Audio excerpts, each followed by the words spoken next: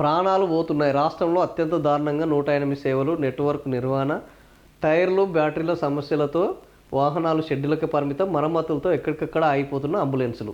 ఇది సో ఈ రకంగా ఆరోగ్యశ్రీ షెడ్లలో 108కు కుయ్యో మొర్రో అప్పుడు కుయ్యి అని తిరిగినాయి. ఈ రకంగా చంద్రబాబు సర్కారు నిర్లక్ష్యం జబ్బునకు నిదర్శనం.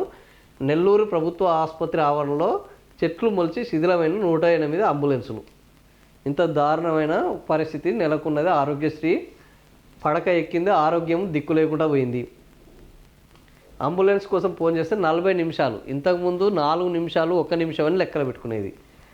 నడి రోడ్డుపై కన్ను మూసిన క్షతగాత్రుడు. ప్రజారోగ్యంపై చంద్రబాబు సర్కారు ఆలస్యం, 108 అంబులెన్స్లపై దుస్థితి.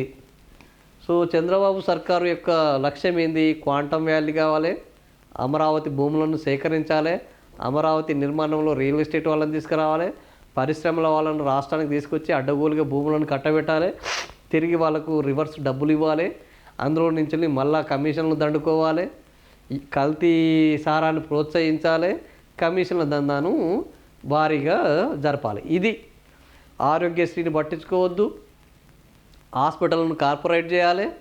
విద్య శ్రీ చైతన్య నారాయణ అంతా మన దగ్గరనే ఉన్నారు, వాళ్ళు విద్యను ఎప్పుడో కార్పొరేటెడ్ చేసేసారు. రైతులు గ్రామ సభలో చచ్చిపోతున్న వాళ్ళని పట్టించుకోవద్దు, వాళ్ళ భూములు మాత్రం ముక్కుబిండి లాక్కోవాలి.